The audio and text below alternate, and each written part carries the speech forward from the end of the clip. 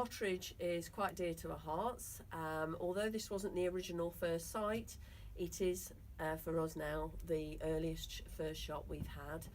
And although Acorns was established in 1988, this shop was actually opened in 1987.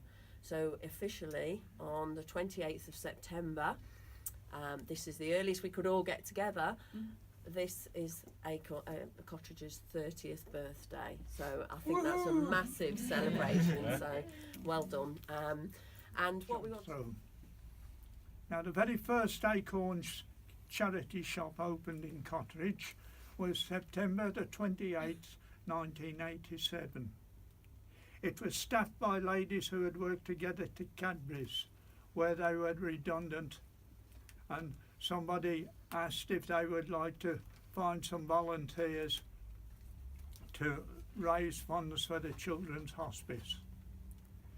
Their shop steward, Mrs. Anne Cullinan, agreed to become the first manageress, and a local estate agency, J. Savile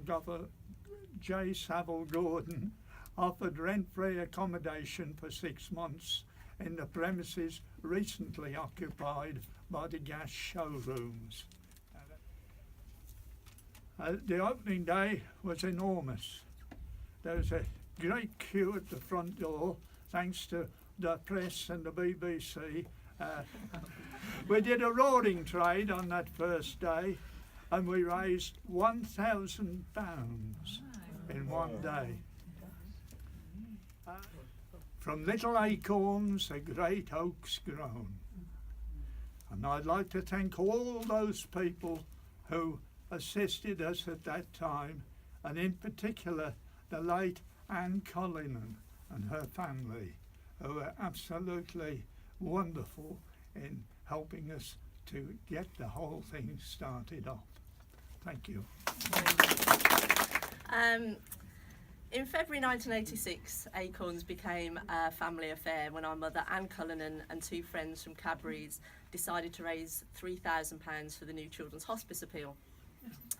My brother's main memories are of a front room full of black bin bags, which that's our front room. He was the phone secretary jotting down all the messages, and he's still wearing his favourite jumper from Anne's Boutique, as we called it. My sister brought her young daughters to help cut ribbons and open the shops. I myself was a teenager and helped collect donations, sort clothes, and mostly do colouring in on the posters, some of which I brought in today. But we weren't the only ones galvanised into action. Anne's Army, also known as the AA team, were a band of around 30 volunteers and helpers, many of them fellow employees and friends from Cadbury's. Mum was known as the Commander-in-Chief, and although she was actually quite a shy person, she was very determined. In fact, she was like a woman possessed when it came to fundraising for Acorns. She always said she could never ask for anything for herself, but she could always ask for everything for the children and families who would desperately need the new hospice. Some examples of those crazy times. Shops never had an opening, they had a grand opening. There were barge pulls, antique road shows, a giant turkey auction. There were discos, belly dancers, marching majorettes, fashion shows, rocking horse rides, the BRMB walkathon. Letters went out to Adrian Cadbury, local businesses, Princess Diana. One of our common memories in our family is of Mum always sitting quietly, writing with pen and pad in her armchair, slowly changing the world one letter at a time. People always said yes. She would just look straight into people's eyes, tell them that what she was raising funds for, smile, and wait.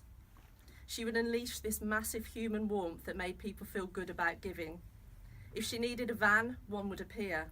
A shop, one would become available. Some carpet, she'd get the number for the NEC and somehow end up with thousands of square yards of conference carpet. It was fun, lots of fun, but it was always driven by the kids who needed care. The first shop in 15 weeks raised £30,000, around 2,000 turnover per week. A year later, it had contributed 100,000, and by 1990, Anne's Army had raised 350,000, had opened a second store in Sturchley, and were ready to open a third shop in Kings Heath, all voluntary at that stage. I know Mum would be so proud of what has been achieved since that first shop opened 30 years ago, and I have lots of photos, letters and posters, and including one of the first shop around the corner. I'm really honoured to be invited here to represent the founder of the Acorns Children's Hospice shops and the involvement of Anne's army of volunteers. Mum always brought it back to the children, so I just wanted to finish with her words to the volunteers 28 years ago. Since we opened our first temporary shop, we have, by our combined efforts, contributed nearly 200,000 to help those unfortunate children and their families get support and be given respite care. I've witnessed the relief and gratitude by parents who are using Acorns and its facilities. I wish it were possible for each of you to do the same. While the staff at Acorns may have direct contact with the children, you are an essential part of the team. Without your efforts, life would be much more difficult for all concerned. Thank you. As a child, I always found it a bit difficult being in this world of disability that I wasn't expecting to have to be in. I found it quite intimidating, quite frightening.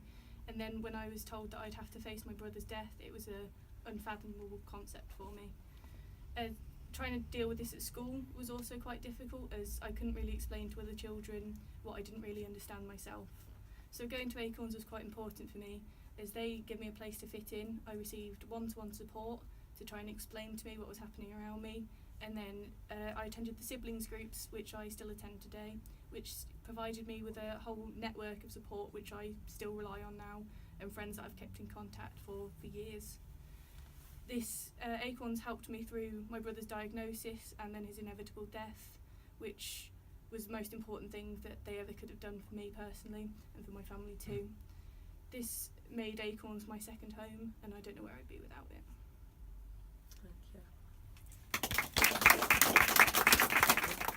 Cotteridge will be technically enhanced next year. We will have Wi-Fi in our shops.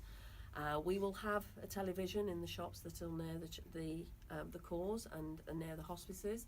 We want to show people what we're about and what our cause does for the children locally. We will make it look its best, and we will put a new look in here and a new feel to thank the customers of Cotteridge.